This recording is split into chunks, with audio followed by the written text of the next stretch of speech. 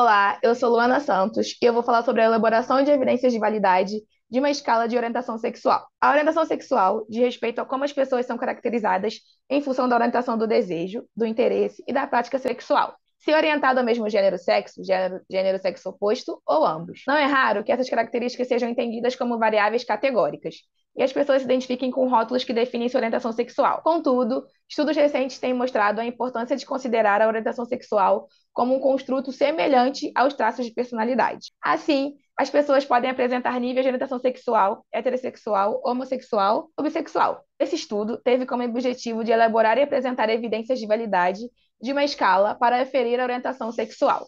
Ele foi realizado em duas etapas.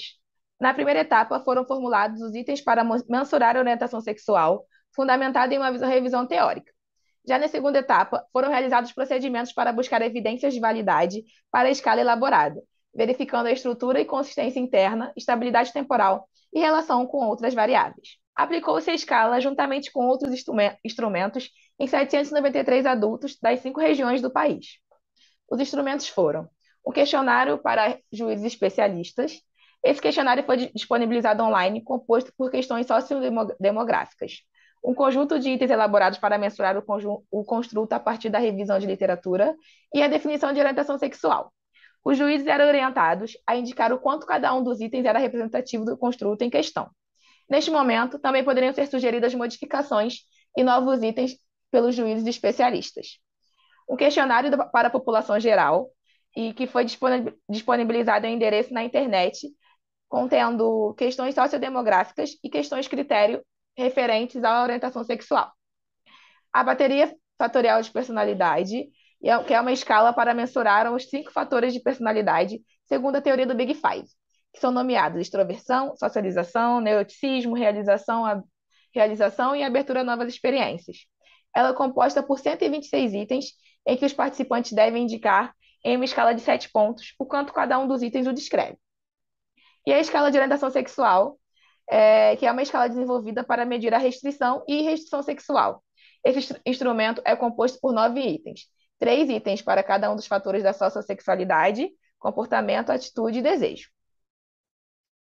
E o questionário da segunda aplicação foi direcionado para aqueles participantes que ascenderam positivamente em participar da segunda etapa do estudo, respondendo novamente à escala de orientação sexual.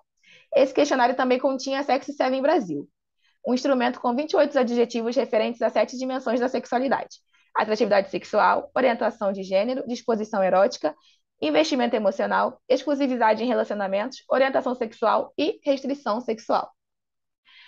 Os participantes foram convidados para responder às questões, ao questionário, por uma divulgação em redes sociais ou por e-mail, e as análises foram feitas inicialmente excluindo os dados de participantes que responderam de forma errada as perguntas controle ou não responderam por completo à escala de orientação sexual. Após isto, a amostra foi dividida em dois. Com uma metade foi realizada a análise fatorial exploratória e com a outra metade foi realizada a análise confirmatória. A análise fatorial confirmatória foi realizada para verificar a estrutura interna do instrumento elaborado, incluído o número de fatores que o compõem. Para testar a estabilidade temporal do instrumento, foi realizada uma correlação teste-reteste, com dados coletados na segunda aplicação do questionário.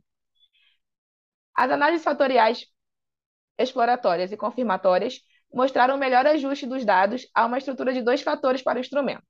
Os fatores apresentaram satisfatórios índices de fidedignidade e denominaram-se hetero-homossexualidade e bissexualidade.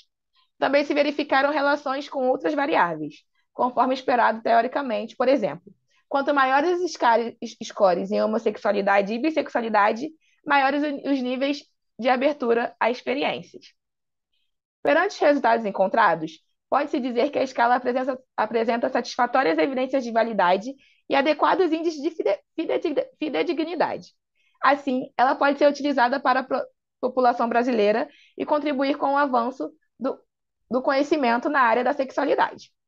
Por exemplo, aplicando-a diretamente a uma amostra da população, junto de escalas diferentes, para que se possa medir as relações entre dimensões encontradas na BFP e outros atributos da personalidade. É isso. Muito obrigada.